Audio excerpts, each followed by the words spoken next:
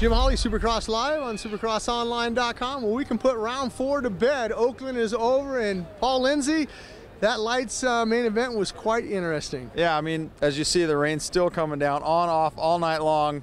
Every time it came back, it got worse. The lights guys look like they're going to have the worst of it, but as you said, another interesting lights main event. Roxon finally gets up there. Looks like he's going to get a win. Tomac with a hole shot, falls, goes back.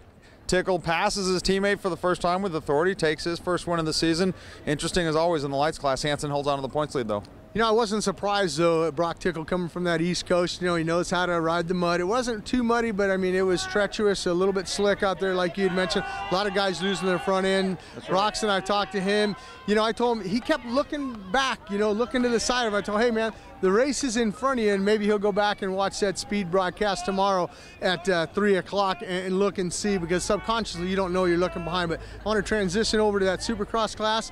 James Stewart had a horrible practice session. I mean, to say the least, crashing both, sits out the final practice there, comes out in his heat race and just dominates, and dominated that main event. Yeah, the James Stewart of old. We've still yet to see, though, that RV and Stewart battle that everybody wants to see. Something always seems to happen.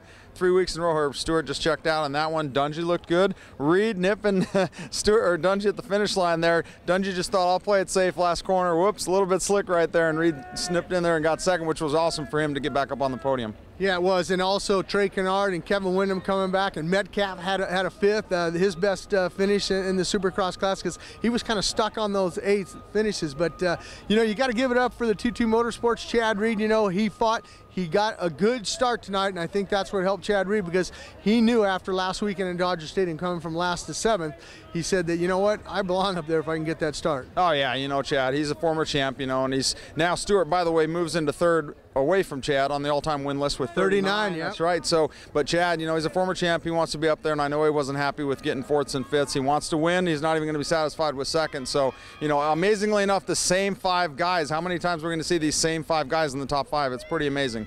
Well, I think it's going to be the whole series. Yeah, these guys are tough. The whole championship, rather. Despite the depth in the 450 class, you still have Kennard, Villapoto, Dungey, Reed, and Stewart up there in the top 5 every week. It's just amazing. Great racing. It's only going to get better. We're heading down to Anaheim, A2, next weekend. The Susan G. Komen Breast Foundation. We're raising money for those guys. Bring your pink out there. Me and Paul will be there.